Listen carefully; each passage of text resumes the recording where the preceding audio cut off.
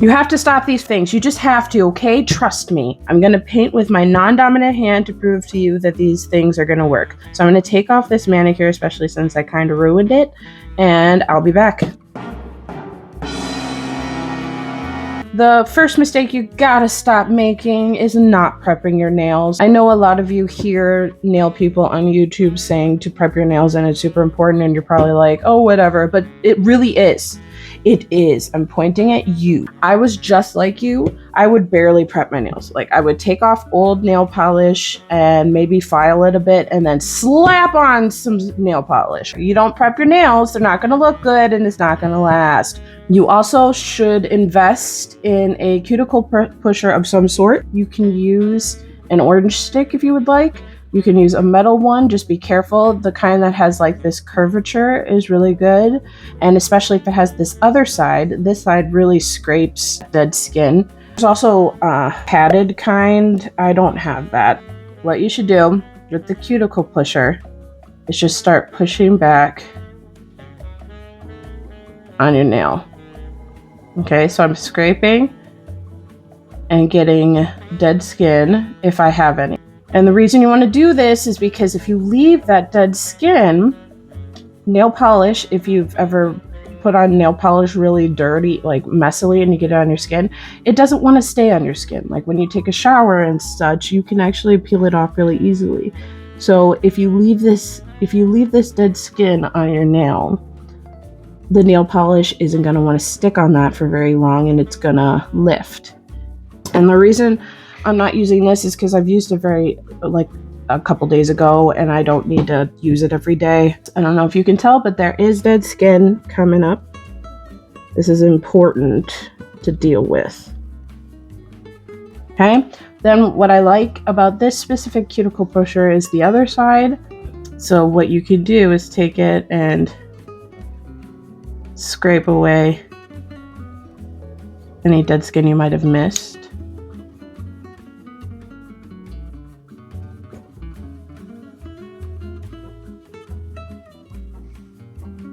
But you see all this dead skin here that I'm getting off? If you don't prep your nails and take off the dead skin, all of that is under your nail polish and preventing it from sticking. So this is super important, all right? Trust me. Because I have all of this that is just sitting on my nail now, I need to wash my hands to get rid of all of this. Especially if you use this. You want to wash your hands after using it so it doesn't like eat away at your skin too long. After dealing with your cuticles, another part of nail prep is the actual nail beds, meaning this part of your nail, because there's like natural oils that you have on your hands, especially if you've been touching them. Something I've actually been trying to do lately that I've never really tried before is buffing. If you have shiny nail beds like I do that don't like to hold on to nail products, is a great way to just get rid of a lot of that excess oil and such. When I dehydrate my nails, I like to go in with a double whammy. I do 100% acetone. Oh, don't get on my other nail polish. Ah, it's leaking. Whoa, excuse me. Does anyone have to burp a lot when they do their nails, or is that just me? I like to go in with this because I sometimes leave on, as you see here, some nail polish that I might have missed. I like to combine it with also dehydrating with rubbing alcohol, because that really cleans off anything that you might have missed. It gets all of that excess oil off of your nail bed. So make sure you dehydrate your nails, okay? Dehydration is key. I want to protect this hand, so I put this glove on it so that it doesn't remove my nail polish from my other hand. Okay, so I got 100% acetone on this paper towel, and I'm just gonna rub off any oils or any nail products that might have been left on that I might have missed. I'm going to take the alcohol, put it on the paper towel, and just rub off any oils that might have accidentally gotten on my nails from all the stuff I've been doing. After you do that, do not touch your nail beds with your other hand. Like, your other hand still has oils and stuff on it, so don't touch it. Let's move on to mistake number 2 that you have to stop doing. which is not using a base coat. People, what are you doing? And you're probably like, well, why the heck do I need a base coat? It's just this clear crap. Why do I need it? If you put polish directly on your nail, it is more likely to chip and lift. If you get a good base coat, it can really help things last on your nails. And there's kinds that help prevent chipping. There's kinds that can strengthen your nail. Like base coats have other things in them that could also help your nail. And also, they can help prevent staining. So as you see, I have some staining on my nails. It's a bit yellowish down here and more pinkish up here. That's because I paint my nails a lot. But this staining would be 10 times worse if I didn't put on base coats. And the reason I have staining at all is because I've been using a peel-off base coat lately rather than a regular base coat. Also important how you apply the base coat. You want to make sure not to get it everywhere, okay? Especially since I'm painting with my opposite hand, it's really easy for me to get it everywhere. So I'm laying my arm on the table. And to make your life easier, the best way to paint your other hand is to have your right hand, the stronger hand, do all the work. So I'm going to show you. I place the brush and I'm going to pull my right hand back. Then I'm going to twist my finger, place the brush, pull my right hand back, place the brush, pull my right hand back. As you see, I'm shaking a lot on my other hand because it's a butthole. So I'll show you again. Place, pull.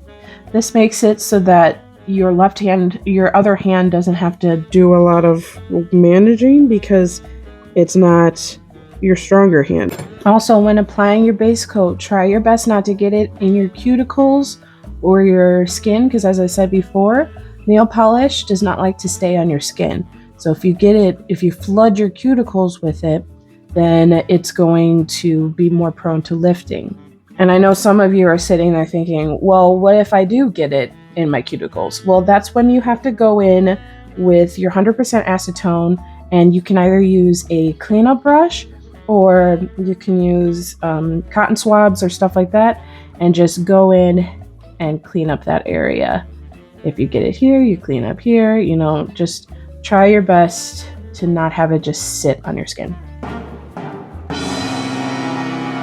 Another mistake people make is just applying nail polish on top of polish on top of polish and not letting things dry. And if you don't do that, it's going to take longer for everything to dry. You're more likely to make a mistake and smudge. I'm going to be using this. This is a new one I've been trying.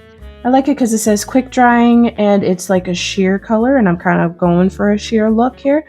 And if you get quick drying polish, you still have to wait for it to dry, just don't have to wait as long.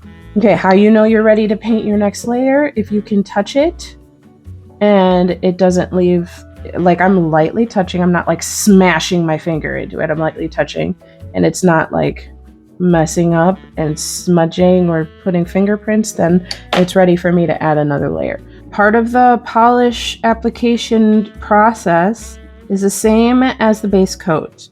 You want to try not to get it sloppily everywhere, and so when you're painting with your opposite hand, reminder, place and let your other hand, your dominant hand, do all the work. Turn your finger and then pull. And the reason I'm turning my finger is so I don't have to do all this effort on the other hand, which is more likely to get everywhere on my finger. And as you can see, I kind of got it. I'm showing you here, like when I paint with, have my other hand do all the work rather than my right hand, I get it kind of in the cuticle area and I get it on my finger.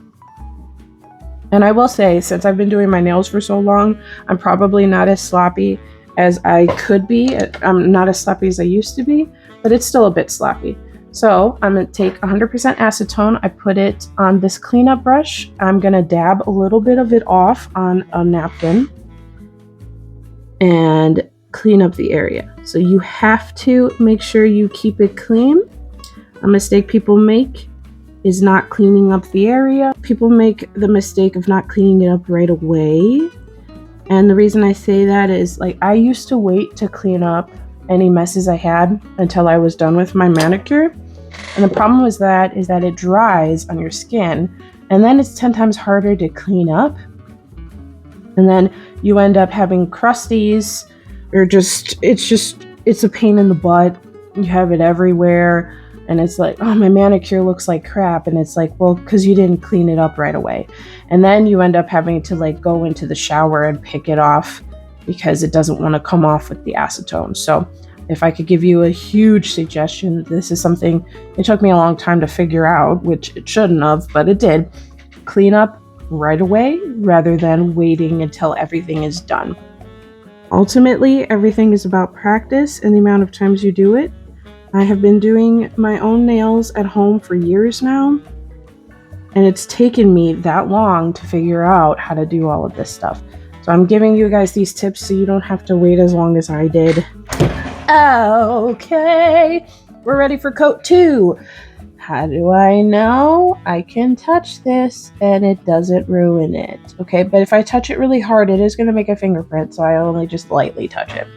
I'm going to put 2 coats because I think it'll look nice.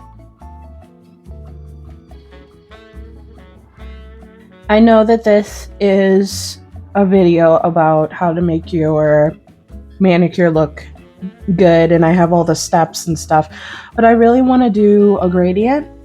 So I'm going to do that. And if you want to skip this part, you can. This pink stuff on my nails is liquid latex. I'm going to do a gradient with these 2 colors. Basically, I'm going to put the 2 colors on the sponge. I'm going to dab, dab, dab, dab, dab, and I'll be right back.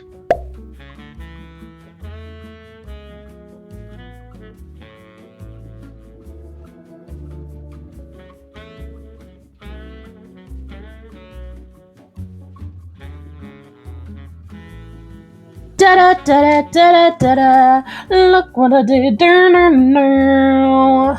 This turned out okay. Alright, so now it's time for the last thing you need to stop doing and do instead. You have to use top coat. You have to, and not just any top coat. You can't just get some random top coat and think it's gonna be okay. You should invest in good top coats. These are the 2 that I really like. This is Seche Vite. This dries so fast, it's not even funny. And this one's also really nice too. Top coats are made to protect the final product of what you do. It also gives it a nice shine, so it looks really good. And same thing with when you apply your regular nail polish. When you apply top coat, you need to wrap the tip. Okay? And you want to do your best not to get it all over your skin. And if you get it all over your skin, just like on the other steps, you want to clean it up. And here's the final product. I think it's not bad for my non-dominant hand. Check out this video right here. Tickle, tickle, tickle. It goes more into depth about how to do your nails so that they look really good.